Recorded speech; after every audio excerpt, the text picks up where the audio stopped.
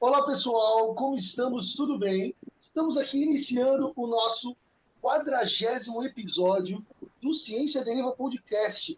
São 40 episódios, número de um ser humano adulto que traz a ideia de maturidade, né? E 40 episódios para um podcast não necessariamente significa toda essa maturidade, mas para a gente que já está há uns 2 anos, é possível fazer um certo paralelo de que essa maturidade deva chegar. E talvez nós saibamos que ela deve chegar. No entanto, o número, ele é como uma senhora inglesa super pontual, sempre chega no momento certo, na hora exata. Mas a maturidade é como um adolescente que quer terminar um namoro. Muitas vezes ele nem aparece. E eu acho que a gente agora estamos nessa fase de vamos marcar um encontro e vamos dar alguns passos importantes para que o nosso podcast, e na verdade, todo o Ciência Deriva na parte também de divulgação do Instagram, dê alguns passos importantes para que a gente possa cada vez ficar, entre aspas, mais profissionais. Eu não sei se esse é o termo bom, porque profissional parece também que a gente é um bando de gente desinteressada. Não é isso. Não sei se vocês entenderam. Talvez um dia eu amadureça e explique melhor, tá bom? Enfim, Dia das Bruxas, hoje é gravação dia 31.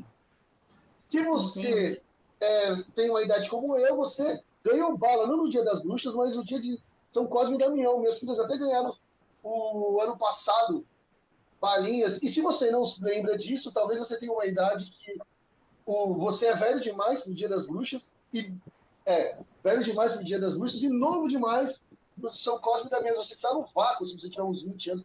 Tô certo, Guilherme Nicole, boa noite. Vocês ganharam bala de São Cosme e Damião ou não? Não, Não não ganharam? Eu já. ganhei. Não Ganhamos. ganhei, mas aqui no meu condomínio as crianças saem pedindo doces ou travessuras. Então eu ganhei bala do Dia das Bruxas. Então, pelo menos, né? Você ganhou, Gui? Eu já ganhei de Cosme e Damião, mas só que isso faz muito, mas muito tempo.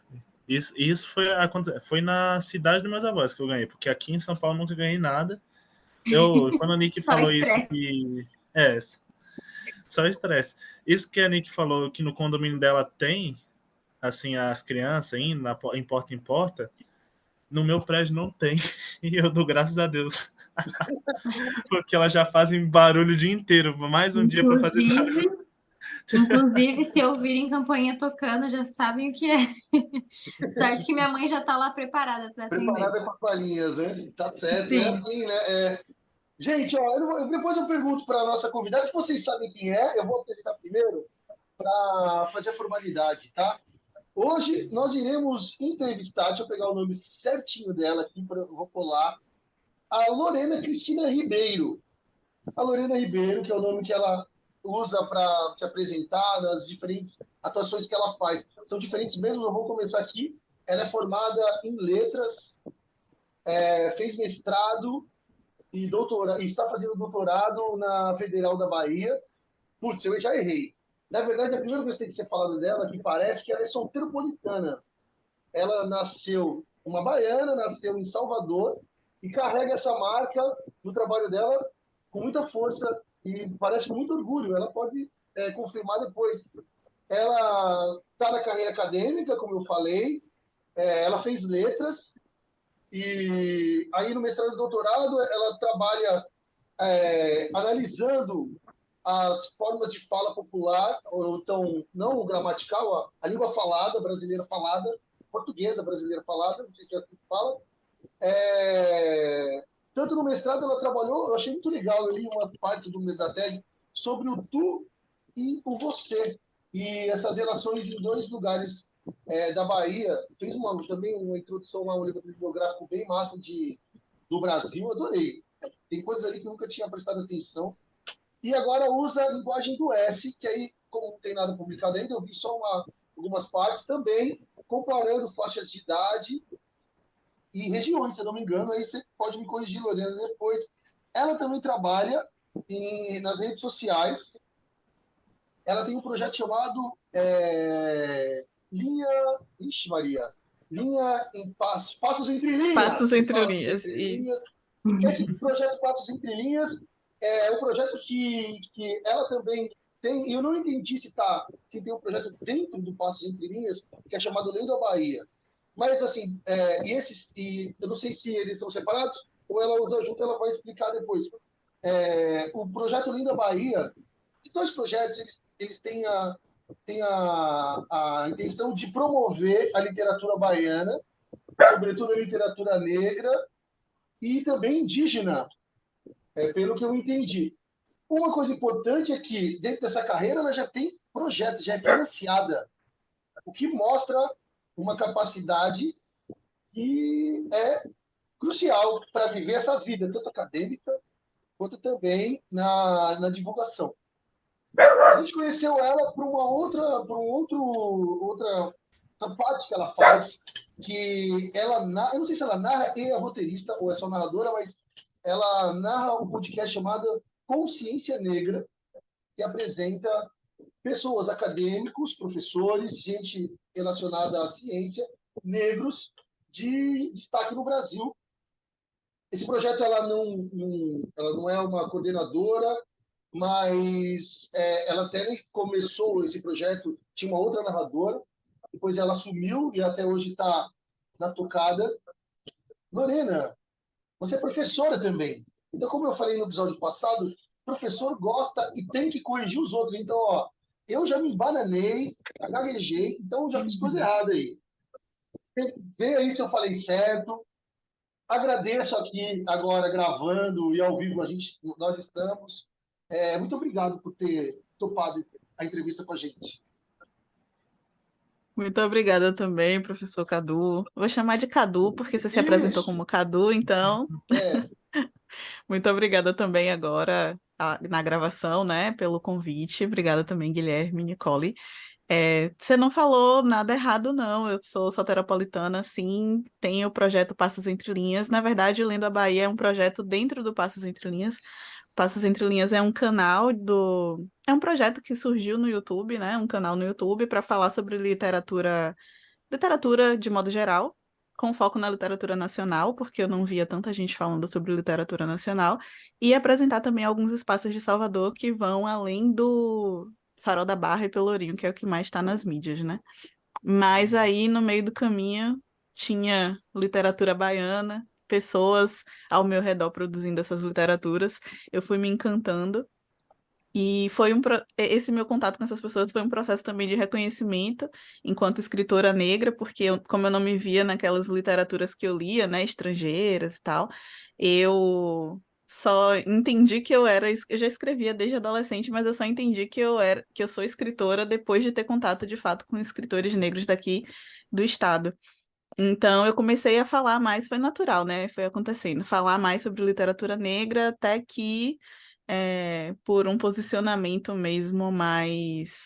Começou natural, mas depois, por um posicionamento proposital, eu passei a focar mesmo na literatura baiana, porque eu acho que a gente produz muita coisa diversa e muita coisa massa que não chega fora daqui, infelizmente, por conta de diversas questões, né? Preconceitos, enfim. E sobre o doutorado, eu estudei 5 anos no doutorado, estava quase finalizando, mas aí, por questão de saúde, eu precisei sair. Então, não serei doutora por agora, Por agora. por agora. Mas quem sabe um dia eu volte. Sim, sim. Acho que a esperança e a força é o importante, né? Para que você possa conquistar isso no futuro, com certeza. Lorena, você é de Salvador, né? Gosta de futebol? É Bahia ou Vitória? Rapaz, eu já fui Vitória um dia, Você já foi? Quer dizer que você não já. gosta, você desistiu do Vitória? Eu não sei, eu acho que eu era meio influenciada por colegas, não sei. Mas hoje em dia não curto futebol, não torço nem. Né? Eu sou meio avessa, né? Não curto futebol, não pulo mais carnaval, mas estamos aí, lendo literatura, pelo menos literatura Lembrando, baiana eu leio. você pulava carnaval na sua adolescência, você gostava? Sim, sim, gostava Entendi. bastante. Sim, maravilha. Então vamos lá para a nossa pergunta Globo Repórter, tradicionalíssima. Hoje eu vou fazer excepcionalmente. Lorena, deixa eu pegar o seu nome de novo. Lorena Cristina Ribeiro Nascimento. Quem é você? De onde você veio? Do que você se alimenta? Quais são os seus livros preferidos? O que você escreve no seu diário? Enfim, diga pra gente quem é você, se apresente, por favor. Ai, ai, ai. Agora que você falou meu nome inteiro, eu ia comentar isso. Eu achei incrível que você foi procurar minha dissertação. Ah, Nossa, que massa. Então, eu acho que você me apresentou muito bem, Cadu. Eu sou soteropolitana, professora, faço um monte de coisa, né? Professora, escritora, produzo conteúdo sobre literatura. No ano passado, eu comecei a trabalhar no Instituto Cultural Steve Biko, que é uma instituição que foi criada em 1992 em Salvador, como um clube, um clube não, a gente está falando de leitura, como um grupo de estudos de estudantes negros. Na época não existia cotas, né? Então era uma forma deles se fortalecerem ali dentro da universidade pública, e esse grupo se tornou um cursinho, o primeiro cursinho pré-vestibular voltado exclusivamente para apoiar, para capacitar estudantes negros a entrarem nas universidades públicas. E aí eu e ainda de comecei a. graça. De graça, sim. E eu dei essa pausa assim porque eu fiquei pensando. É porque eu trabalho num projeto, eu trabalho num projeto dentro do Instituto, o programa Oguntec, que é de onde surgiu o Consciência Negra. Ah, O, entendi.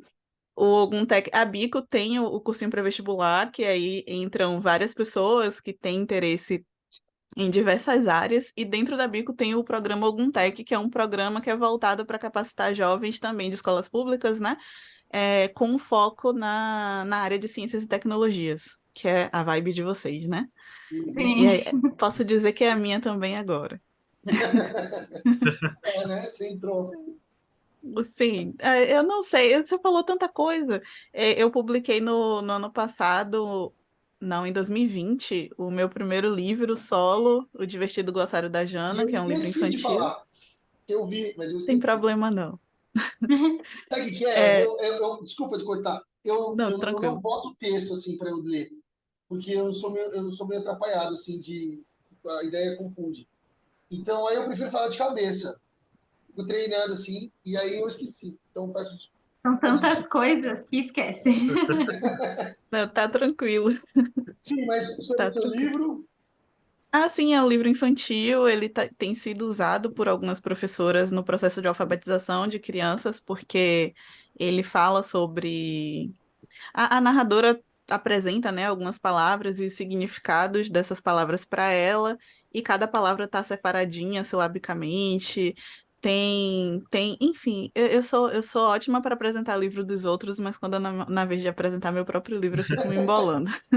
e a criança, essa ideia de escrever para criança veio. Qual foi o motivo? Então, vou resumir a conversa. Vou resumir a história. Dentro do Passos Entre Linhas, em 2019, surgiu um clube de escrita criativa que está parado atualmente por conta de. Nem eu estava conseguindo fazer os desafios, mas eu e a Tainá Cerqueira, uma amiga escritora também daqui, decidimos iniciar o clube de escrita, e era muito bacana porque a gente lançava desafios mensalmente e as pessoas escreviam dentro daquela macro temática. Peraí. Peço desculpas. É a Tim. Ainda bem que, Gatinho. que é gravado. Deixa eu botar aqui no. Pronto. Então as pessoas escreviam dentro daquela macro temática, jogavam no grupo, a gente lia os textos uns dos outros para ir aprimorando a escrita e praticando essa criatividade mesmo, porque tinha gente que nunca tinha escrito conto, por exemplo, escrevia só poesia. E aí, por conta de um desafio, escreveu um conto, gostou muito, lançou num edital, teve aprovação no edital, publicou num livro de contos, e foi muito massa essas trocas que a gente teve, assim. E aí, um desses desafios foi lançado por um escritor daqui, Anderson Chon, que propôs a escrita de um dicionário irreverente, de um dicionário diferentão. Você colocava a palavra, mas o significado era completamente da sua cabeça, fontes da sua cabeça. E aí, Mas como? Depois dá um exemplo, eu não entendi. Um exemplo de uma palavra por que não. exemplo, por exemplo, do Divertido Glossário da Jana. Pronto, amor. Amor pra ela é quando chega o final de semana e ela pode encontrar o melhor amigo dela, que é o primo Pietro. E aí ela fala que Legal. Pietro tem o sorriso doce que nem mel, as bochechas boas de apertar, e eles se amam muito. E aí tem orgulho, que é uma palavra que ela aprendeu com a família dela, e que ela entende que orgulho é uma coisa muito boa, e ela tem orgulho de ser do jeito que ela é, inteligente, bonita. Janaína é uma menina de 7 anos, uma menina negra, de pele escura, o cabelo bem volumoso. Então tem essa. Eu não falo no livro muito sobre essa questão racial, né, diretamente, mas tem essa questão da representatividade positiva também para as crianças se enxergarem na obra. Inclusive, Pietro foi inspirado no meu afilhado, em um dos meus afilhados, né, que tem essas bochechas boas de apertar. Ai, Como fofo. sim, ela deve ter apertado bastante, né? As bochechas dele. Ele não deixa, é bravo. Ele é bravo, né? Não, Mas sério. aperta do mesmo jeito. Sim. Sim, sim. Gente, querem falar? Eu posso fazer uma pergunta? Como é que é? Como estamos? Posso mandar uma? Ou vai lá, Nick. Não, pode falar, eu falo em seguida. Tá. Quero fazer uma pergunta que eu fiquei muito curioso, assim. É, eu, assim, vejo essa questão de você se posicionar, o posicionamento das questões negras. E eu queria fazer uma pergunta mais pessoal. Para você, que assumiu publicamente essa questão e trabalha essa questão e tal, usa isso nos livros, né, nas suas atividades e tal. Eu queria saber, porque assim, você fala de uma forma muito doce, tem um tom de voz muito doce, e passa a impressão de que, por exemplo, é uma locutora, e para mim que estava ouvindo o Consciência Negra, parece uma pessoa calma, ponderada e tal. Muitas vezes, quando a pessoa entra num movimento, ou ela, sobretudo o movimento negro, às vezes a gente entra pela raiva, entendeu? Por exemplo, eu sou negro, mas eu nunca entrei nisso. Talvez seja a primeira vez que eu esteja falando com alguém publicamente, assim, né? Sobre o tema. Eu queria saber como isso despertou para você. Não parece que é raiva. Talvez deve ter. Mas eu queria ter, como que essa necessidade veio para ti, sabe? Qual que é o sentimento que fez essa mobilização? Então, boa pergunta. Aí eu vou falar bastante agora, eu acho, Isso! porque então, quando eu era criança, eu não tinha referências, né, na televisão. Eu fui uma adolescente, por exemplo, que adorava ler revista. Talvez Nicole e Guilherme não conheçam, mas existia na época que eu era adolescente a Toda Teen, Capricho, João Bidu, um monte de. João A Bidu eu não Capricho tem até conheço. hoje, né? Conhecer, eu até Então, conheço, só não peguei muito essa época. Mas eu a sei época, né? dos colírios da Capricho. Então. Eu não, eu adorava ler essas revistas, mas eu não me via nas revistas, mas eu também não tinha essa consciência, então para mim não, racionalmente eu não entendia que eu me acho feia, eu não gosto da minha aparência, do meu cabelo, porque eu não vejo pessoas com o cabelo que eu tenho, eu não tinha essa consciência. Mas aí quando eu entrei fazendo um salto, né, temporal, quando eu entrei na universidade, eu me formei na graduação na Universidade do Estado da Bahia. E lá não é que nem a Universidade Federal, que você tem diversas disciplinas optativas e pode entrar em várias turmas, ter vários colegas diferentes. Lá na UNEB a gente começa com uma turma e aí a maioria da turma forma junto, porque a grade é fixa até determinada parte do curso. Então, eu tive a sorte de ter colegas de diferentes religiões, de diferentes posicionamentos, de pensamento, e a maioria da minha turma foi negra, né? Então, lá a gente discutia muito sobre essas questões raciais. E aí eu comecei a refletir mais sobre essas questões do porquê eu não gosto do meu cabelo. Quando eu entrei na universidade, eu alisava o cabelo. Quando eu saí da universidade, eu tava já com o cabelo curtinho, Ah, né? Formatura, o Na cabelo curtinho. transição. Então, assim, começou no cursinho pré-vestibular, com alguns professores falando, né? Eles provocavam, por que a gente odeia, entre aspas, a religião os praticantes do candomblé? Porque a gente tem medo. E aí eu ficava, meu Deus, por que eu tenho medo? Por que eu não gosto de passar na frente do terreiro? Porque eu fui criada dentro do. Pode falar de religião, gente, pelo amor de Pode, Deus. pode falar. Claro, oxe. Que medo. Eu fui criada dentro do catolicismo. Um dia eu já quis ser freira, por exemplo. Ainda bem que eu não entrei. Nada contra freiras, é porque eu gosto da vida que eu tenho hoje em dia. Você fez catequese, fez crisma, essas Fiz, coisas? fiz. Eu não cheguei a fazer crisma, mas já quis muito. Mas, por Uhum. exemplo, o meu primeiro afilhado eu fiz o curso de madrinha para poder Sim. batizar ele e tal, aquela coisa Sim, toda. E além disso, eu estudava num colégio de freira. Então eu tinha aquela mente super fechada. sim. Aí, então eu não questionava, né? Eu curtia aquelas determinadas coisas, não me via nos filmes, nos desenhos, enfim, mas eu ficava com aquela mente fechada por conta dessa base educacional. Cultural, né? Isso, cultural também. Mas aí, fazendo o cursinho pré-vestibular, tendo contato com outras pessoas. Primeiro, eu passei a estudar no ensino médio num colégio público, num colégio estadual, fiz o cursinho pré-vestibular. E aí eu já comecei a observar algumas coisas, entrei na universidade e a mente abriu, Sim. ainda bem.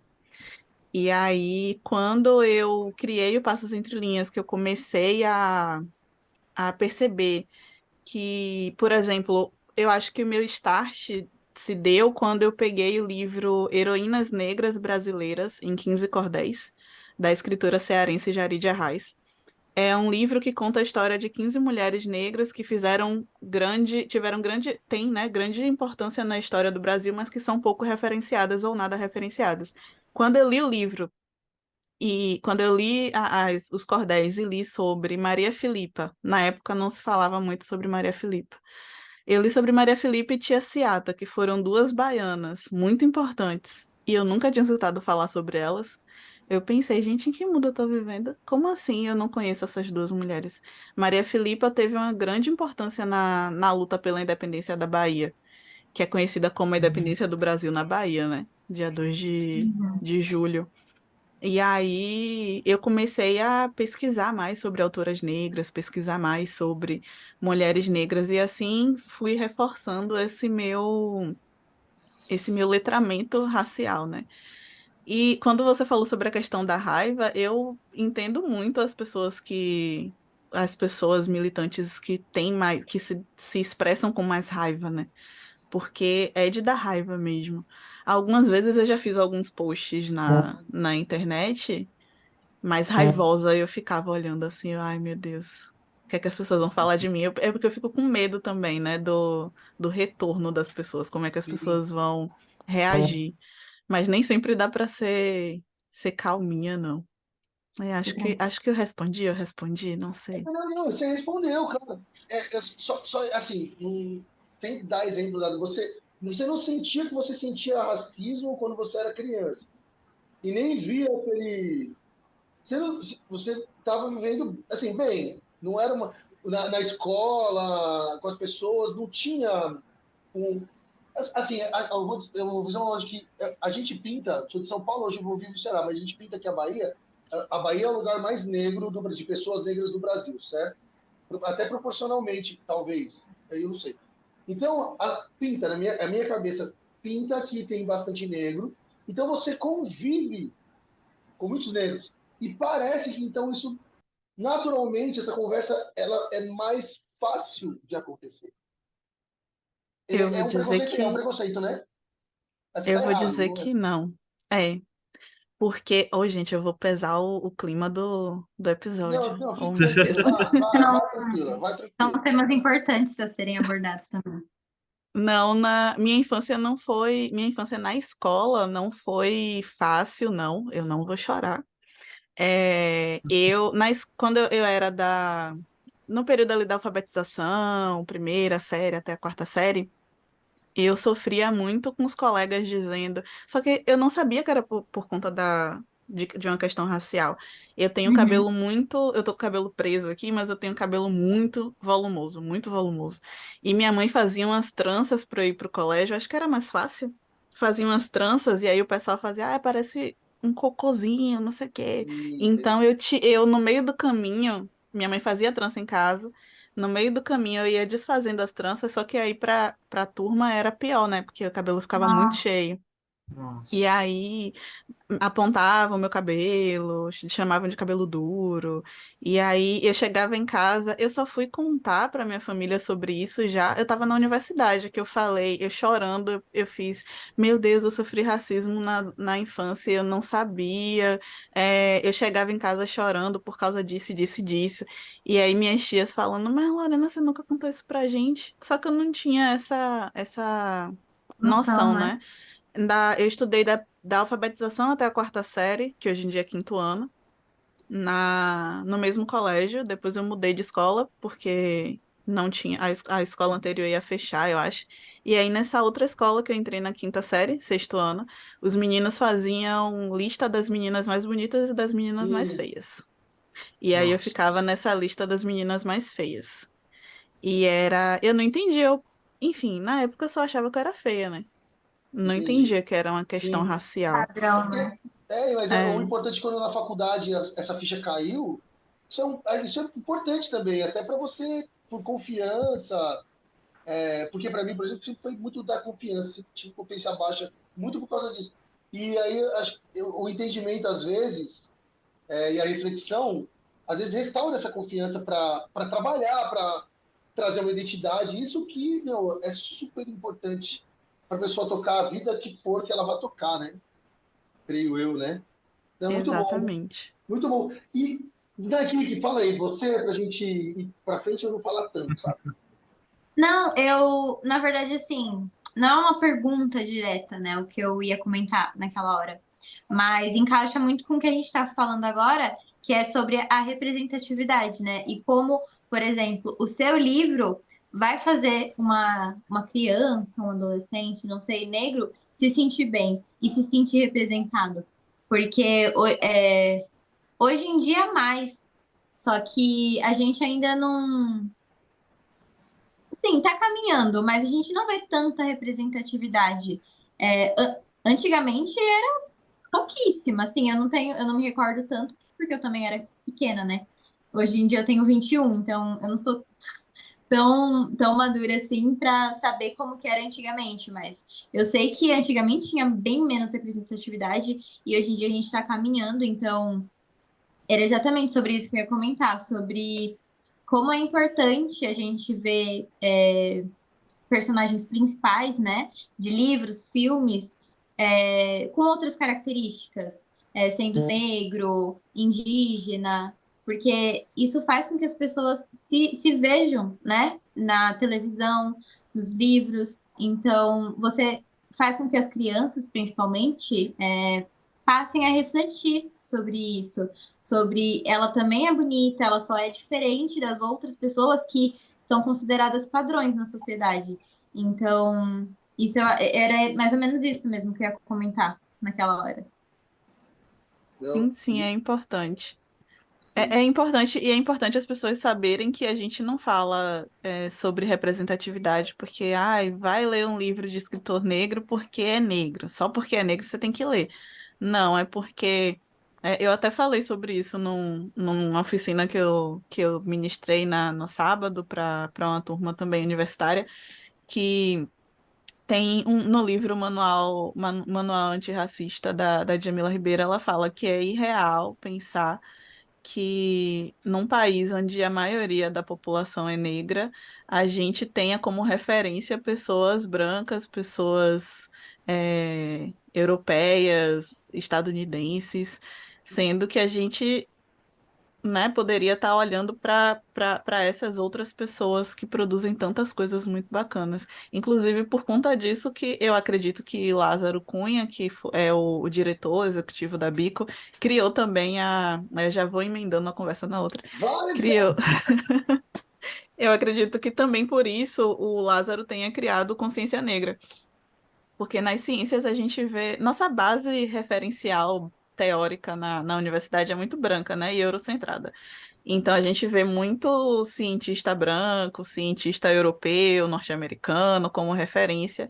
E tem muita gente negra, indígena também produzindo. A gente fala negra indígena sabendo que tem as pessoas amarelas também, marrons, enfim. Sim. Mas falando sobre negritude, tem muita gente negra produzindo coisa há muito tempo, muito, muito tempo, mas não tá nos livros, não tá Não está sendo na referenciada, né? isso, e não tá nas assim, referências acadêmicas. eu achei que nem a Nick falou, né, de criar um número maior. Quando eu me formei, assim, tenho 42 anos, estou falando do meu mundinho lá, São Bernardo do Campo, quando eu me formei, depois em Mogi. Tinha eu, na minha sala, na minha sala. E aí, assim, depois, quando eu comecei a ver professor lá na Embi, já você, assim, quando você sobe a escada assim, você já vê mais coisa, já mudou um pouco o tom. E eu acho que, assim, sabe, é muito bom. E ainda precisa mudar mais, assim, ainda o Camilo. Mas, assim, para professor, ainda é muito branco, entendeu? Tá, por exemplo, no meu departamento eu não conheço todos, ainda muito pouco. Mas eu acho que só tem eu. Lá na Embi, não devia ser 10%. Porque assim, lá a gente ficava numa sala com todos os professores de todos os cursos. Então tinha até professor trans lá. Mas era dois, assim. Eu nunca contei, fiquei contando esse. Mas assim, Sim. você bate o olho, Sim. você vai ver. Então, assim, talvez ficasse aí, vai, professor negro, tinha. Mas eram, sei lá, de 50 você via três, entendeu? Ou seja, ainda está. O aluno, que talvez seja a posição de entrada, ela melhorou mais do que Uhum. né? Porque, assim, no fundo, eu acho que tem que lutar muito por. Você tem que ser o dono de não sei o que lá, você tem que ser o coordenador, você tem que ser o aluno, você tem que ser dono do capital, sabe essas coisas? Ainda o processo está num passo, eu vejo assim, ainda atrás, né? E acho que na ciência ainda está assim também. Tanto acho que Eu na. percebi isso também no momento que eu entrei na faculdade, pelo menos quando voltou, né, minhas aulas presenciais. Eu percebi que eu não via tanta, assim, aluno de pele escura, tanto negros, assim. Hoje, já mais no quinto, sexto, eu tô vendo que os novos alunos que estão entrando da bio tem, assim, mais gente negra e tudo mais. Eu não me considero negro, né, porque eu nasci branco, mas só que eu não sou o tipo de branco que pega o sol, queima, descasca e fica branco. Eu sou o branco que escurece. Então, eu já sofri um pouco de racismo para alguns pontos. Já fui confundido muitas vezes com pessoas de outra raça, principalmente pela minha aparência, não indica muito ser um nordestino. Parece que eu sou uma pessoa de fora. Como assim de fora? Já me chamaram de mexicano, de Ah, entendi. peruano, Bolívia. Entendi. Porque eu não entrego que a minha família é nordestina, pelo meu rosto e nem pelo meu cabelo também. Eu sofri bullying também sobre isso, essa questão de ficar me chamando de Bolívia, de mexicano, e eu confesso que eu tinha raiva, né, de me chamarem disso. Mas só que depois de um tempo eu só aceitei e tudo mais. Eu entendi que não era pra eu ter raiva, que era a minha aparência, que eu tinha que gostar de mim. Eu só fui aprender a gostar de mim depois que eu comecei a fazer terapia. Ou seja, 8 meses que eu aprendi a me gostar de verdade mesmo. Que eu não tinha essa visão, Uhum. no Entendi. caso. É algo complicado e profundo, né? Falando de coisa Uhum. profunda, Lorena, você sempre sonhou em ser escritora, é isso? Desde criança? Poxa, dizer que é sonhar é profundo realmente, né? Você Profunda. sonhava? Você queria ser escritora? Então vou mudar.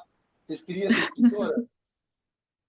Eu já queria ser professora quando eu era criança. Eu já queria ser professora e como eu lia bastante revistas, eu queria ou ser professora ou trabalhar redigindo aqueles artigos, né, aqueles textos que saíam na revista. Eu nem sabia que existia redatora, não tinha nome para mim. Eu só sabia que eu queria trabalhar em um lugar que escrevesse textos daquele jeito. Sim, então eu posso dizer que eu queria ser escritora, né? Eu nunca tinha raciocinado É, sobre isso. Você me, né, Não, me Mas desde isso sempre teve paixão pela literatura. desde sempre. Minha mãe é bibliotecária e minha tia mais nova é também bibliotecária, então eu tenho essa influência, né? Eu cresceu sempre com gostei. livro, então. Sim, sim. Sempre gostei de leitura. assim, quando você entrou na faculdade, essa ideia de trabalhar com, com a de estudar, eu não sei quando que surgiu, as diferentes regiões, e sempre estar na Bahia, que parece uma coisa sua mesmo, uma vontade sua, ela vem, desde a iniciação eu não me lembro que, eu olhei seu Lattes e tal, eu não me lembro agora o que você fez, fugiu mesmo. Mas assim, eu não sei se foi também de questões regionais, esse carinho que você tem pela regionalidade, eu acho isso tão bonito, acho isso, sei lá, eu acho isso bem massa, assim. Veio dali, também é uma coisa que você descobriu na faculdade? Ah, poxa, vocês estão me trazendo umas perguntas que eu tô aqui. É bom, né? Porque eu não costumo responder, então eu tô parando para refletir sobre. Eu estudei, sim, na iniciação científica, eu estudei o T e a V. Tem 10 cadeiras na sala, ou há 10 cadeiras na sala. Ah, Uhum. Eu estudei essa variação em Salvador. Na iniciação científica, não foi. Escolher Salvador não foi algo meu assim. Ah, eu quero falar sobre o lugar onde eu moro. Foi mesmo uma sugestão da orientadora, professora Norma Lopes. Deu para ouvir aí o sim, barulho? Deu. Deu? não, não. Ah, Eu não. pensei que era a O barulho professora. não. Ah, Ah, não, foi um barulho lá fora. Então, na iniciação científica foi mesmo uma sugestão da orientadora que falou: vocês podem usar esse corpus aqui e estudar, tem essas temáticas aqui, vocês escolhem, não, não.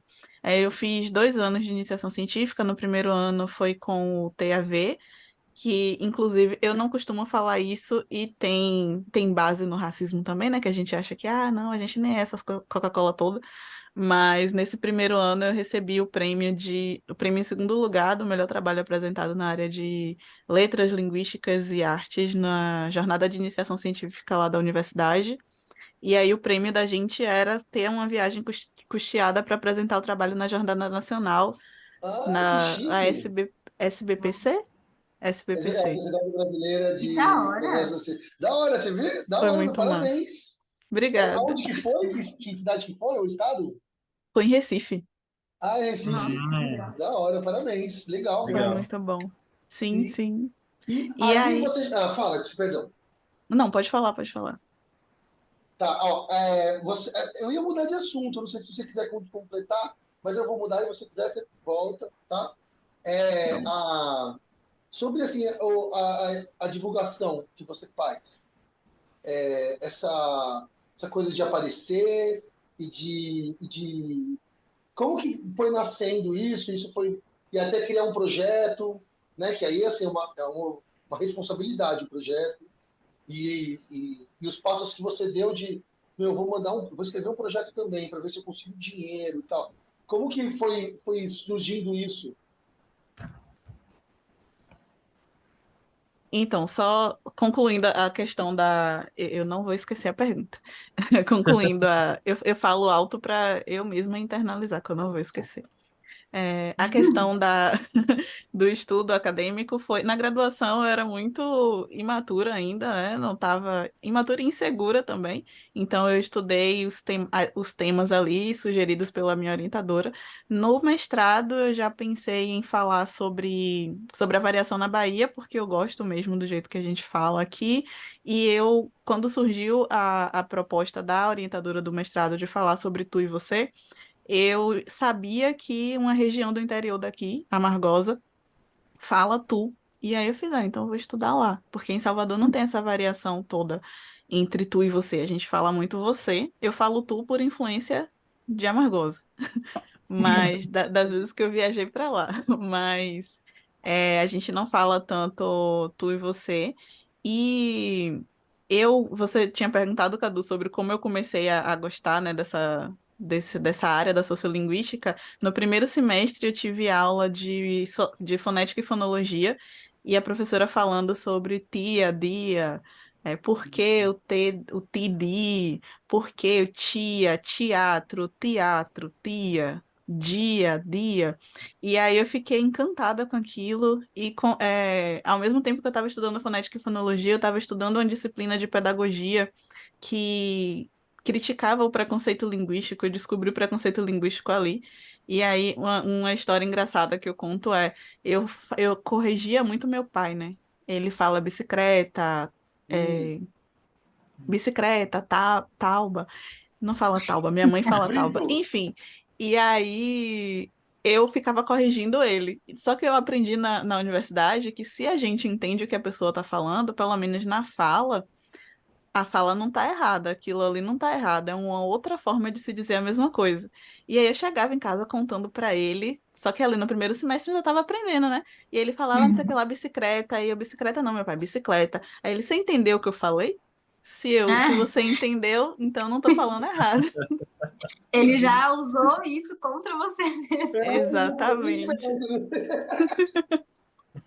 E aí eu passei a me encantar pela fonética e no doutorado eu estudei até onde eu fiz, né? Enfim, eu fiz a pesquisa toda do doutorado. Eu não consegui escrever a tese, Uhum. mas no doutorado eu estudei o S em coda silábica, o S no final da sílaba. Por exemplo, aqui na capital baiana a gente fala mais chiado. Eu acredito que por conta também da, da influência portuguesa, né? De alguns lugares de Portugal. Tipo caspa, festa. Parece é, um carioca também, né? o carioca chia Baixo. mais. Ele É, chia mais, né? é. Mas a gente chia também. Já no centro-sul daqui da Bahia, em Vitória da Conquista, eles falam conquista, pasta, escola, festa. É mais próximo do falar mineiro, da região de Minas, de São Paulo. É, São Tem essa Paulo. influência. E eu adoro essas coisas. Eu Não, vou ficar eu falando aqui o também, ó, tempo todo. desculpa, mas eu li um negócio, ó, gente, desculpa aí, mas você falou de Brasília, e a gente entrevistou o Tito Aureliano, ele é de Brasília, eu falei, pô, eu não sabia o seu sotaque. E aí você tem na sua tese, você fala que como a imigração lá foi grande, que parece que o povo lá, não, você não diz isso, agora eu estou dizendo, que o povo lá não tem sotaque, então ficou uma coisa meio, é um jeito de falar que, na verdade, não ficou próprio, ainda é mais influência de fora. Tá certo, né? Ou não? Eu entendi certo, é isso? Isso mesmo. Na sociolinguística, Brasília ainda não é uma região que é analisada como aqui na Bahia ou em São Paulo, no Rio de Janeiro, para considerando uma fala própria, um falar próprio de lá, por conta dessas influências de diversas regiões do país na construção de Brasília, né? Teve muita gente que foi para lá, nordestino, principalmente, mas além da galera do Nordeste, muita gente de outras regiões do país foi para lá. Então não tem. E como é uma cidade também relativamente recente, né? Novinha, Sim. não tem estudos lá em Brasília, não tem tantos estudos sobre o falar de Brasília. Vocês já Isso. assistiram já Sintonia, uma série do Netflix? Desculpa, Gui, aí você fala. Tem uma série do Netflix Não. já Já. Eu Sintonia, que ele é assisti a de. primeira temporada. Passa lá em São Paulo, E eles são do PCC e tal. E a periferia de São Paulo tem uma coisa que eles têm lá, que tem um sotaque meio baiano, numa geração de 20 anos. E eu tinha aluno que tinha esse sotaque. Ele tinha um quezinho, como você fala, sabe? Aí eu lembro que eu tive uma aluna que eu até perguntei, você é da Bahia, veio do Nordeste? Ela falou, não sei por quê. Tem pai? Não. Aí ela era da região sul da cidade. Você vê como a influência, né, é forte, assim, e ela muda até hoje, assim, né, a imigração que teve, né, foi uma coisa muito massa. Gui, você ia falar, cara? Sim. Desculpa aí. Cara, eu ia falar exatamente isso, assim, ia perguntar, né, na verdade. Não sei se isso é daqui da Zona Leste mesmo, que eu percebo muito. Pelo menos aqui onde eu moro é muito, assim, grande isso. A população nordestina, porque só no meu prédio eu tenho uns 5 vizinhos que moram consideravelmente próximo da cidade onde meus pais moram. Hum, Então, isso eu achei extremamente muito assim interessante.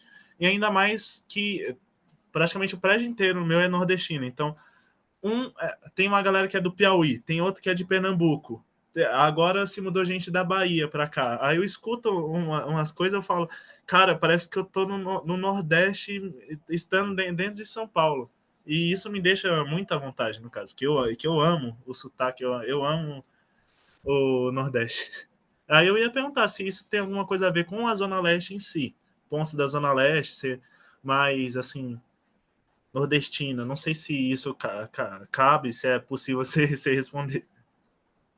Eu não sei te dizer, Guilherme, porque eu nunca fui a São Paulo, eu não fiz esse estudo, mas eu achei muito interessante isso. Uma região específica, né, de pessoas uma região específica em São Paulo com bastante gente do Nordeste. Inclusive, eu achei massa saber disso. é, é influência, né? Porque isso eu perguntei a mais já sabendo que, que pô, provavelmente você não ia poder responder. Depois, conforme eu fui falando, eu percebi, não, aí eu tô fugindo demais. Mas é uma E coisa bem doida, né? Como, assim, por exemplo, Brasília, em cada região depende da influência de fora, e aí a comunidade, assim, vai desenvolvendo sotaque. É igual como, por exemplo, quando a gente viaja, antes da reunião, da entrevista começar, eu tava falando com os meninos que eu tenho muita família em Minas. A família da minha mãe, basicamente, é toda de Minas. E quando a gente viaja para Minas e passa, tipo, um mês, nossa, eu sou uma mineira. Tipo, a gente pega isso pra gente, né? Eu não sei como que o Cadu, morando em Fortaleza, ele já não tá, assim, com eu não sei no dia a dia, mas assim, conversando com ele, ainda não me parece um sotaque. eu tenho um bairrismo. Então eu quero continuar falando como raiz. É uma coisa Aham. pessoal. Eu não sei se com o tempo vai mudar, sabe? Mas eu quero, pô, minha raiz é lá em São Paulo. E eu vim Ah, morar, tá, meu, entendi. eu tomo umas brejas, entendeu? Só que agora eu ouço as pessoas falarem, me dói mais, assim, o sotaque do paulista. Sabe? Sério? Eu tô entendendo. Por exemplo, quando eu vejo TV, a maior parte é de São Paulo, né?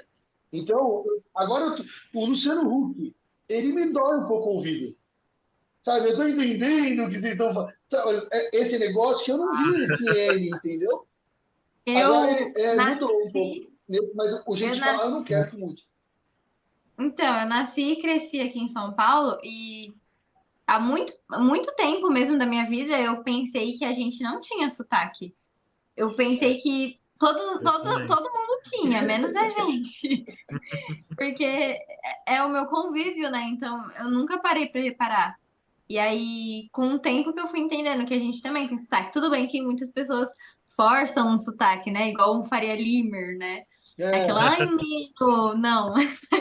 Mas normalmente, assim, sem forçar, a gente também tem sotaque. Isso eu também amo. Acho muito legal as variações linguísticas, gíria de cada lugar, como cada por exemplo, geladinho, a gente estava conversando sobre isso no trabalho esses dias. Geladinho, aqui em São Paulo é geladinho, mas eu acho que é uma das coisas que mais tem nomes por todo o Brasil. Então, eu acho isso muito legal também. Sim, sim, sim. É muito massa. E, Cadu, desculpa te desiludir, mas Eu acho que você vai ter influência sim, hein? Porque eu sou essa pessoa que vou viajar e volto falando. Ah, eu peguei de Amargosa. Peguei Já de uma foi. coisa. Eu tô É. chiando bem mais o S, por conta de estar escutando os. Porque a pesquisa fonética, quando você estuda a pronúncia, você precisa ouvir as entrevistas, né? E aí, por conta disso, eu comecei a chiar mais, por conta da. E eu viajei para o Rio também recentemente, então eu voltei. Os Ah, alunos ficam, professora, você tá que nem carioca. Eu, oh, meu Deus do céu, e é uma agora. coisa muito natural, né? Não é como se a gente estivesse forçando. Eu mesmo, quando vou para Minas, sem ir para Minas, eu já tenho muita coisa do tipo nu que a gente estava falando, essas coisas assim, de diminuir as palavras, né? Então é uma coisa muito natural. Eu não acho que é forçada. E realmente é influência do Sim. lugar. O Sim, Brasil, sim, ele é rico demais. Não só na Muito. comida, Muito né? Ele é rico demais. na música, ele é rico na literatura. Ele é rico, cara, rico mesmo. A gente precisa, ó, a gente precisa mudar de assunto, senão a gente, né? Dá para você ficar me nesse aí. perguntou dos projetos. Isso, mulher, isso. Não, Você quer lembrar, não, você lembra? lembro. Lembrei. Então, eu vou falar rápido por conta do tempo, né? Mas o primeiro projeto que eu tive aprovação foi para um acervo móvel de escritoras negras baianas, e foi um projeto que foi da Lei Aldir Blanc, aprovado, né, custeado pela Fundação de Cultura daqui da Bahia, Fundação Cultural aqui da Bahia, FUNSEB. E foi uma produtora cultural que me chamou para fazer o projeto. Não tinha. Eu achava que eu não ia ter aprovação, então eu nem ia tentar nada. E no período da pandemia, os artistas tiveram muita dificuldade por conta da falta de eventos, de shows, etc. E aí eu vou contar aqui um segredo. Mentira, não é segredo.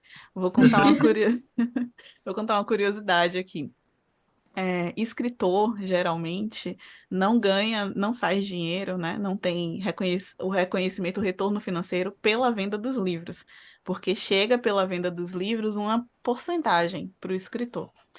O que consegue segurar mesmo a gente é participação em evento. Que aí a gente vai para evento, aí Ah, tem um cachê, aí consegue divulgar o livro, vender o livro e tal. Uhum. Então, sem evento, muito escritor também ficou entendi. Meio ferrado. que desempregado por causa do dinheiro, digo do dinheiro, né?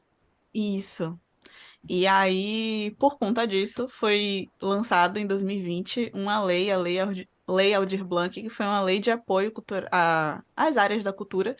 E aí foi em 2020 que eu tive essa primeira aprovação, mas foi muito com a ajuda da Jussi Reis, que é essa produtora cultural, e a gente teve essa aprovação do acervo. Hoje em dia o acervo tem cerca de 36 livros de escritoras negras baianas. São livros que são para consulta, não tem como emprestar, porque tem um exemplar de cada na minha mão, um exemplar de cada na mão dela. Eu vou, Uhum. inclusive, no dia 9 de novembro, agora de 2023, eu vou pro MIC BR, que é um evento do Ministério da Cultura que vai acontecer em Belém, para falar sobre esse acervo móvel num painel. Então, estou bem contente com isso, inclusive. E enfim, tem informações sobre esse projeto no meu site. E o segundo projeto que eu tive aprovação, que foi esse ano, né, 2023, foi um edital que você perguntou como é que eu tive a ideia de escrever, né, o projeto e tal. Foi um edital que eu olhei, as pessoas viram e mandaram para mim, Lorena, pelo amor de Deus, você precisa se inscrever nesse edital. Esse edital foi feito para você. E aí eu fiquei até muito ansiosa, pensando, ai, gente, o edital tá muito a cara do Passos Entre Linhas, eu preciso passar nesse negócio. Porque, Gerou uma pressão maior, né? Sim. sim, porque foi um edital também aberto pela FUNSEB, lançado pela FUNSEB, em homenagem ao Bicentenário da Bahia. Nesse ano completaram 200 anos completou, né? Nesse ano foram É. completados 200 anos de independência do Estado. E aí, em homenagem ao Bicentenário, foi lançado esse edital. E aí tinha categorias diferentes. Uma das categorias era para produtores de conteúdo, para os chamados booktubers, quem produz conteúdo literário no YouTube, E também a galera do TikTok, do Instagram e tal.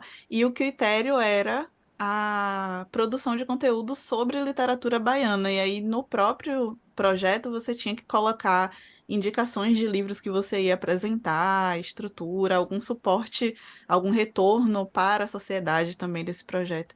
Eu pensei, cara, eu já falo sobre isso. Então, vai ser mais tranquilo. Aí eu fiquei muito feliz em conseguir passar no edital e fiz esse recorte racial por conta do edital que tinha também esse critério, né? E eu acho muito importante falar sobre literatura negra e indígena, porque se as pessoas falam um pouco sobre literatura nordestina, especificamente, né, sobre literatura baiana, literatura baiana produzida por pessoas negras e indígenas são ainda menos visibilizadas. Então, acho importante falar sobre. Mas esse recorte foi também por conta do recorte do projeto. E é isso, é importante porque. Ah, não, eu pensei que Guilherme tinha caído, mas ele estava aqui. Desculpa. Tá. Eu até comentei sobre essa questão. Produção de conteúdo demanda investimentos, né? De tempo, comprar, no meu caso, comprar livro. Como eu falo sobre literatura baiana e a maioria dos escritores baianos publicam de forma independente, ou seja, sem editora, não, ou então por editoras de menor porte, não, eu acho que é muita sacanagem eu chegar para uma editora, entre aspas, pequena, quando eu falo pequena, de pequeno alcance, né? Não é uma companhia das letras, Uhum. por exemplo. Acho muito ruim eu chegar numa editora pequena e falar, poxa, tem como a gente fazer um combinado? Você me entrega o livro e aí eu produzo conteúdo e não sei o quê. Então eu compro esses livros. Tem todo esse investimento, né? De comprar diretamente com o autor, de comprar com as editoras daqui. E eu falei até num evento que é bem difícil, porque bem difícil conseguir até publicidade com o Passos Entre Linhas, porque as pessoas querem ouvir falar sobre o livro que está estourado do escritor, sei lá, que lançou nos Estados Unidos e vai ser adaptado para Netflix, por exemplo. Sim. E aí é difícil conseguir esses patrocínios, né? Então, o edital, ter ganhado nesse edital foi para mim, um Máximo. alívio e, pô, Que aí você reconhecimento do consegue, Parabéns. trabalho também. você O consegue se manter reconhecimento. tudo e vai tendo um reconhecimento, né? E talvez assim, na área de divulgação, seja científica, literária, enfim, o reconhecimento ele é muito importante, né? Porque é a partir dele que a roda começa a girar, né? E Sim. isso é importante. Nick, eu te cortei, eu falo demais, né? Eu falo mais que me entrevistar. Não, eu ia só parabenizar ela mesmo pelo edital. Não, não cortou, não. Fica tranquilo. Ó, para a gente Obrigada, ir Nick. para os finalmente, eu vou fazer só uma pergunta rápida, a gente vai para as dicas. Eu queria perguntar, para não passar batido na entrevista, sobre o Aham. que você mais você está aprendendo ou mais aprendeu com consciência negra? Porque é um trabalho que você, não sei se você é roteirista ou é só é coisa feia falar, mas ou narradora, no sentido de não ser os dois, entendeu? E o que você está vendo, aprendendo ali? Então, eu sou também a roteirista dos episódios, então eu tenho que fazer bastante pesquisa. Além de língua portuguesa no Oguntec, no programa Oguntec, eu também ensino cidadania e consciência negra, então eu tenho que fazer essas pesquisas também para levar para a sala de aula. Poxa, eu tenho aprendido muita coisa. É genérico falar muita coisa, né? Mas eu tenho aprendido muita coisa que não é da minha área, eu acho isso super interessante, porque, por exemplo, a Sônia Guimarães, mesmo da área de física, ela foi a primeira mulher negra PhD em física no Brasil inteiro. Ela é E do a ITA, não é? do ITA, sim. Isso, eu vi a coisa dela, muito bom. Gente, e aí eu tive a oportunidade de conversar com a Sônia Guimarães e eu fiquei. Meu Deus, que coisa incrível. É muito massa. No ano passado, o Consciência Negra é um programa que teve, desde o primeiro ano, né, o suporte financeiro, o apoio financeiro do Instituto Serra Pilheira. E ano passado teve um evento deles lá no Rio, foi por isso que eu fui para o Rio. E eu fui para poder apresentar o projeto no evento, junto com o Lázaro Cunha, que é o diretor do Instituto. E aí eu conheci um monte de cientista massa. A Jaqueline Góes, por exemplo. Jaqueline Nossa. Góes foi responsável por liderar, né, uma equipe que desvendou o genoma do coronavírus, a primeira a desvendar. Ela é daqui da Bahia, ela estava no evento, eu conheci a Jaqueline, eu fiquei, não fingi costume, eu falei, meu Deus, você é Jaqueline Góes, não acredito. Então, tem sido muito massa aprender sobre esses cientistas. Primeiro, porque se não fosse o Consciência Negra, eu não saberia sobre eles. Sim. Conhecer essa galera tem sido muito massa, que acaba me inspirando também, né, inspirando a inspirar os estudantes que querem entrar na área de ciências e tecnologia. É, é massa. É muito bom. Ó, gente, Demais. Muito. ó, 7h30, né? A gente prometeu que ia até às 7h30 algumas coisinhas. Nossa, ó, sinceramente, tinha muito. Eu queria falar umas 3 horas sobre a sociolinguística, sinceramente. Eu acho isso muito legal. Mas, enfim, tempo é tempo. Se tivesse vinheta, diríamos, vamos às dicas culturais, e o negócio ia dar um tchum, né? É, vou dar a minha, depois vai o Nick e a Lorena fica por último. Eu já vou lançar uma pergunta, já que ela é boa de memória. O que é barril na fala baiana? É barril, barril dobrado, eu já vi, tem também. Enfim. Mas, enfim, a minha dica é eu assisti na Prime Video, é uma série americana chamada Homem do Castelo Alto, que fala, é uma ficção que retrata como se os alemães e os japoneses ganhassem a guerra. É uma série americana, então passa nos Estados Unidos. E aí eles contam como se os Estados Unidos estivessem divididos no Pacífico, no Atlântico. Então, Nova York é dos alemães, a Califórnia dos japoneses. E tem uma zona lá, que é uma zona neutra, que eles chamam. E aí eles falam sobre os rebeldes. E os rebeldes são os protagonistas, por isso que eu até estou falando aqui nesse episódio. Chama O Homem do Castelo Alto, é interessante de ver. Eu estou esperando o final, porque eu quero ver como os americanos vão terminar o final. Tipo assim, dizendo, tá vendo como foi melhor? Foi melhor, claro, o Brasil não ganhou, né? Mas eu quero ver como eles vão terminar, isso, tô curioso.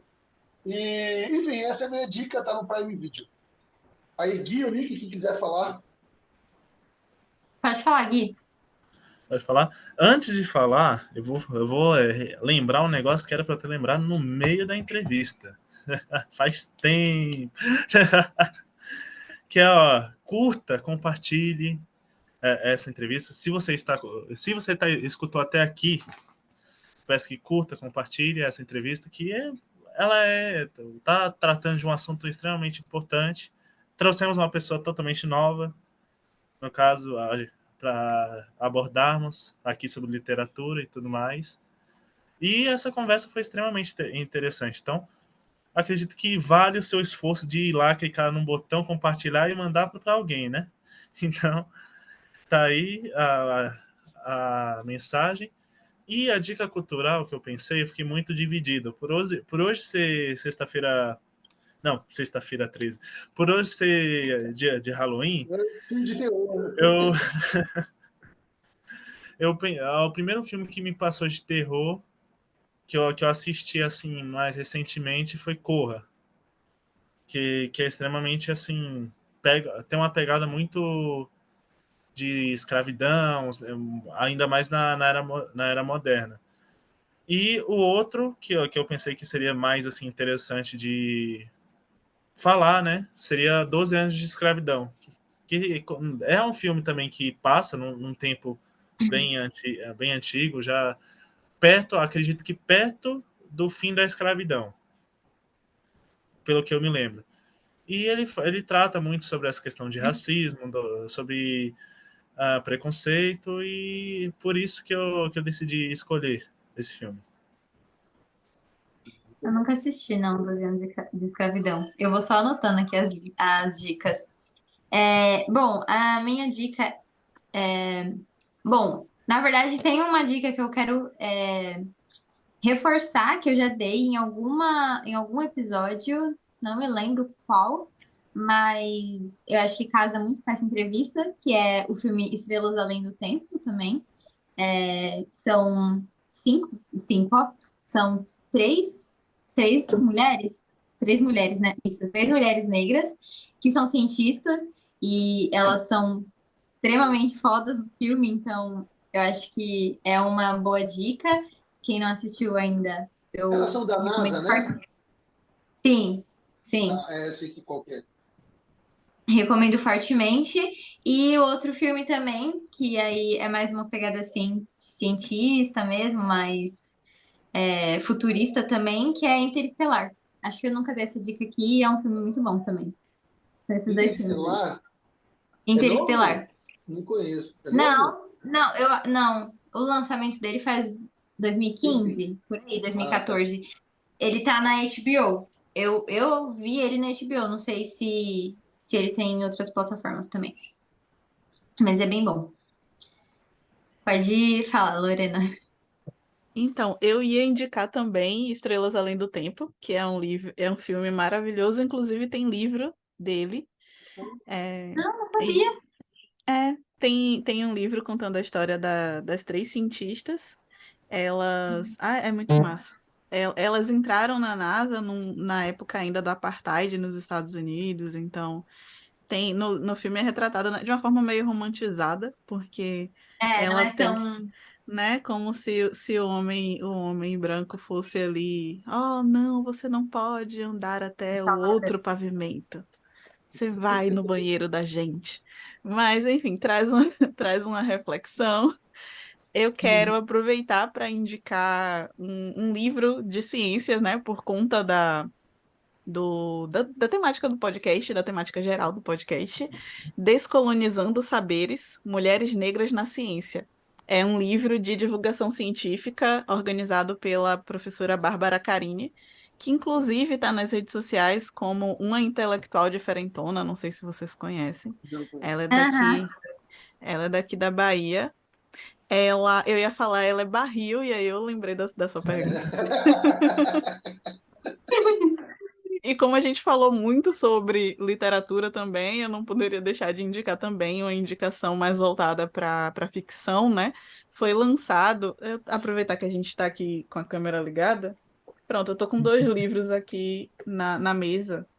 Aí eu vou aproveitar para indicar. Eles dois vão ser apresentados no projeto Lendo a Bahia, que foi contemplado, né, esse ano. O que Falam as Águas, do Vitor Tuchá, que é um livro de um escritor indígena da comunidade Tuchá, que narra a história. É uma narrativa ficcional a partir de vivências do Vitor, né? E Uhum. também Estados Unidos da África, que eu acho que vocês vão gostar, que é um HQ, é uma Ah, que história em legal. quadrinhos. E a premissa da HQ é trazer a ideia. Essa capa é muito linda, com várias personalidades negras aqui. Nossa, é muito lindo mesmo. Muito linda. Essa é uma obra de Anderson Chon e Daniel Cesarte e traz a premissa de se o super-homem tivesse caído na África, se ele fosse africano, como é que seria esse super-herói? Nossa. E como é que seria se ele resolvesse do nada unificar o continente africano? E aí eles trazem várias questões políticas, é um HQ mais voltada para o público adulto. Eles trazem várias questões políticas aqui. E é isso, são minhas dicas. Se deixar, eu fico indicando a vida toda. Eu vi num episódio seu do Fazem Intriguinhas, com o Anderson Chon também, de um livro que eu não posso contar o final, e agora eu esqueci o nome, mas o cara. Como que agora eu vou. O cara chama Adélio, mas eu só vou falar isso. Como chama, Ah, Lorena? O é nome do título A do livro? Despedida do Super Futuro. Isso. Eu li, eu Pronto. fiz os 30 minutos, o formato que vocês têm lá. Eu fiz aí, eu li nos 30 minutos e tal. Mas eu vi gravado, eu não vi ao vivo. Eu achei o livro ótimo também. Mas enfim, o que é Ai, barril, que bom. mulher? É. Que bom saber que você gostou, assim, Eu vou falar para Anderson. Então, barril é uma palavra muito versátil, que nem porra aqui em Salvador, eu acho que em Ah, São Paulo é um xingamento, né? é, Mas aqui, eu achei engraçado, contramapa. antes de falar de barril, eu vou falar do porra, porque eu era viciada em assistir MasterChef, e tinha um baiano numa das edições, que quando ele falava porra, ficava pi, pi, pi. Mas quando ele falava desgra, Uhum. aí falava, eu não consigo falar, porque aqui isso é um xingamento muito, muito, muito horrível, É, né? E aí aparecia normal. A primeira vez que eu vi, eu pensei, meu Deus, como é que eles não colocaram o pi aí? Esqueceram. Jesus. E aí eu descobri, né, assistindo, que para vocês é um grande xingamento, inclusive em Vitória da Conquista, que é a região lá pro centro-sul da Bahia. Lá eles não, para eles também é xingamento. Pra gente aqui é tipo vírgula. E barril, é sério. então, um Eu me exemplo do porra controlo. assim, que não é Não. que não é um xingamento. Você tinha no seu dia a dia, que não fica um Oi? xingamento. Dá um exemplo de. Porque você fala assim, É porque eu só vejo porra Ah, como um entendeu? xingamento Você fala também. assim, eu não como um consigo xingamento. encaixar o porra que seja uma coisa como vírgula. Pronto, por exemplo, eu pegar os Estados Unidos da África, aí eu chegar, porra, barril esse Ah, livro, viu? Ou então, eita porra, você tá comendo demais. É tipo entendi. uma exclamação, sabe? Ou então, Sim, tal lugar é longe pra porra. entendi. Ah, sim. E Ah, aí, é. É, Você falando é, agora, tem várias situações mesmo. várias situações que a gente vai usando. E barril é meio versátil também. Barril é algo, poxa, como é que eu vou explicar barril? Barril. que da hora, você da hora, uma coisa legal, massa. Eu acho que não fica. Pode ser, que nem da hora, massa, mas a depender do contexto, pode ser algo muito ruim ou muito bom. Tipo, Uhum. a prova, velho, a prova tava muito barril. A prova Tá. tava Então muito tava difícil. ruim. Então é no Ou sentido. no sentido Barril é ruim. usado no contexto mais aumentativo, no caso. É, ou então, pô, galera, eu gostei muito do episódio, foi barril. Aí foi muito bom. Entendi. Ou então, o que, gente?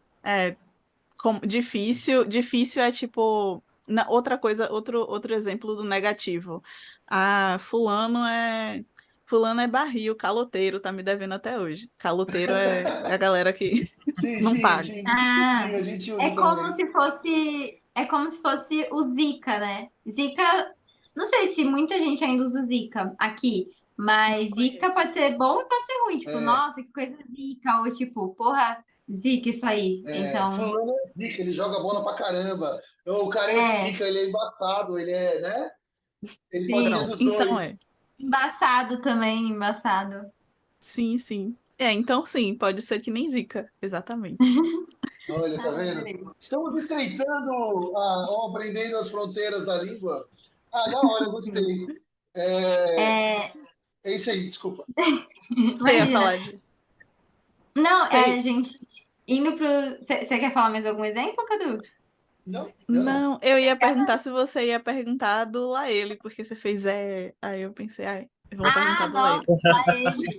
Nossa, lá Lá ele. ele ficou muito famoso. Quando todo mundo começou a usar aqui, acho que foi uma das pautas mais quentes, assim, nos podcasts. Porque todo mundo, não, mas o que significa o lá ele, todo Eu nem mundo. sei o que é Porque isso. aqui, lá ele? Nunca escutou, É. Cadu, lá ele? Nossa, Oxi, Eu tô então, por Lorena, fora, por gente, tô por favor. fora total. O que que é? eu vou resumir, Laele é tipo Deus é mais. Ah, Você... excelente exemplo. As pessoas de fora têm usado muito Laele como, sei lá, formas Uma aleatórias, né? coisa que eu acho que é parecido com lá ele é o aí dentro. Ah, mas aí É, dentro também não é muito. Agora sim, mas não era muito utilizado aqui em São Paulo. né? Mas o lá ele foi muito. O pessoal pegou muito pro contexto. Não sei nem como explicar isso, mas eles pegaram muito pro contexto homofóbico, não sei se é entre aspas ou não, Mas tem mas isso mesmo. eles pegaram muito. Infelizmente.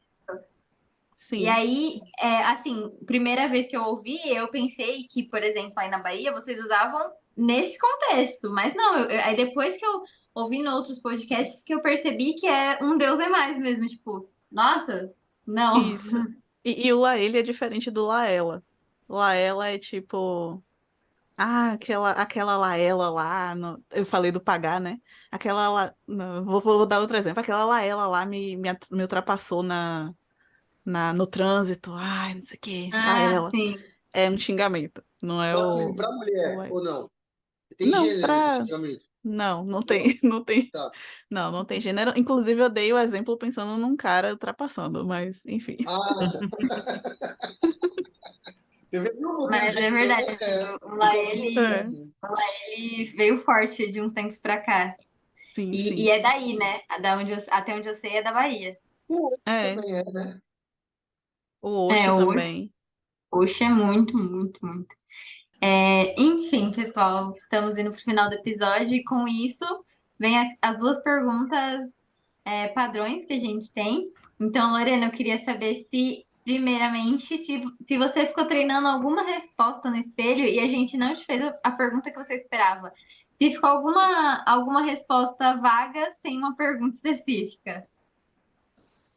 Hum, acho que não. Eu tava com medo, eu tava com muito medo. Eu até falei pelo e-mail, por e-mail, né, de vocês me perguntarem algo muito específico das Ah, sim. ciências exatas, ciências biológicas. Eu fiquei, ai, gente, será que eu vou saber responder? Mas então eu fiquei pensando sobre isso. O Lázaro Cunha, né, o diretor, ele até tinha me emprestado um livro, Pequeno Manual de Divulgação Científica. E estava aqui em Ah, cima porque eu legal. pensei, nossa, tem até gratuito na internet e eu posso pedir a ele para mandar para vocês, inclusive. É Nossa, certeza. seria ótimo. Isso é ótimo. Aí eu fiquei aqui, ai meu Deus, se eles me perguntarem alguma coisa, será que dá tempo de eu ler o livro? Não deu, mas Mas foi eu acho muito Mas tranquilo. outra coisa que a gente queria perguntar é, Lorena Ribeiro, do que você se orgulha? Nossa, vai ser fácil agora. Essa semana vai ter o Enem, então eu tô nessa coisa assim, ai meu Deus, o Enem. Eu me orgulho da turma do Oguntec, né? Do que a gente tem construído, a turma do programa Oguntec. Na segunda-feira eu fiz uma dinâmica com eles para eles aprenderem a lidar melhor com a ansiedade, porque somos todos muito ansiosos, né? Estamos todos Sim, muito ansiosos. E o feedback que eles me deram, alguns alunos fizeram a prova do ITA, eu tinha passado um exercício de respiração para eles irem acalmando, e aí alguns estudantes falaram que fizeram o exercício de respiração e realmente funcionou, e eu fico orgulhosa de estar conseguindo ter essas trocas com eles bacanas, orgulhosa deles também, né? Eles são maravilhosos. você se orgulha pelo quê? ajudando. Pelas ações ou pelo resultado? As suas ações, Pelos entendeu? Ou pelo resultado em si? Pelos dois, eu me orgulho do programa Oguntec, da existência, né, dessa iniciativa de dar esse suporte para os jovens, e me orgulho do resultado também, porque eles estão. Eu acredito que a gente esteja criando diversos laços, né? Porque são 10 escolas contempladas pelo programa Oguntec, e acontecem algumas atividades que estudantes de diferentes escolas são contemplados e vão, né, para esses espaços, então eles acabam se conhecendo. Então a gente meio que está criando ou Ah, proporcionando, né, esse aquilombamento, esses contatos assim. Então, orgulho de ambas as coisas. Muito muito bom. bom. Gente, ó, eu adorei, muito mesmo. Aprendi muito. É uma visão de riqueza do Brasil. Espero que vocês, e de importância.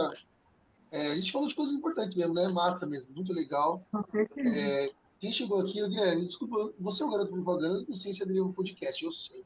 Mas, ó, curta, compartilha, faz os negócios aí que a internet manda, Curta, certo? comenta, compartilha. Dá 5 estrelinhas no Spotify, responde lá o que você acha bacana, o que você não gosta, faz os negócios aí. E, gente, eu queria agradecer, estourou o tempo, mas acho que foi por uma boa causa. Sim. Vinique, muito obrigado de novo, de novo, de novo. Estamos aí, estamos chegando no final da nossa terceira temporada. 2024, estamos aí de novo. Valeu mesmo, viu? Obrigadão, gente. Foi ótimo. Adorei o papo. E obrigada também, obrigada Lorena, claro, principalmente. Mas também não posso deixar de agradecer o Gui e o Cadu, meus companheiros aqui de podcast. E vamos que vamos, né? Contra a entropia. Exatamente. Como sempre. Nossa, eu não falei sobre isso. Eu percebi agora Desculpa. também. Gente, estamos lutando incessantemente contra ele. Nossa, no 40º episódio. A indignação vindo A agora. indignação. Agora a entropia ganha. Vai lá, Gui, fala o seu tchau aí. Eu só tenho a agradecer também. Eu amei essa entrevista. Ela foi bem marcante, até por ela ser a nossa. Eu não sei falar desse modo. Ser a nossa 40 entrevista. No 30, né? Eu sempre me enrolo para falar essas palavras. Eu tenho a língua presa para falar disso. 40ª, sei lá. Isso, 4. Não sai. 40. Se a gente Mas- chegar na 100ª, 53ª, sabe? Já pode chegar, por que não? Se a entropia não ganhar, Aí a gente partir chega daí lá. já fica mais fácil para eu falar. Não Nós me estamos enrolo no tanto a número, língua. tá? E Lorena? Mas agradeço muito, Lorena. Lorena, muito obrigado, viu? Foi uma honra e um prazer enorme mesmo ter participado. Espero muito que você tenha gostado, de verdade. Gostei muito, sim. Muito obrigada. Obrigada, Cadu. Obrigada, Nick. Obrigada, Gui. Já comecei a falar os apelidos de todo mundo. E Ótimo. É isso aí. Então, gente, lutando contra a entropia, estamos terminando o nosso episódio do Ciência Deriva Podcast. Espero que vocês tenham gostado. E nos vemos no próximo episódio, gente. Então, tchau, tchau e até a próxima. Este foi o podcast Ciência Deriva, uma produção do biólogo Luiz Calazans e das biólogas Leidiane Oliveira e Aline Gomes, e dos estudantes Bruna Nascimento, Jaqueline Bernardes, Giulia Marangoni, Ana Keren, Bianca Castro, Guilherme Cavalcante, Maria Eduarda, Melissa Moitas, Natália Martins, Natália Raíssa e Nicole Laurindo, da Universidade Anhembi Morumbi, além do professor Cadu Tolucci, da Universidade Federal do Ceará. Muito obrigado e até a próxima!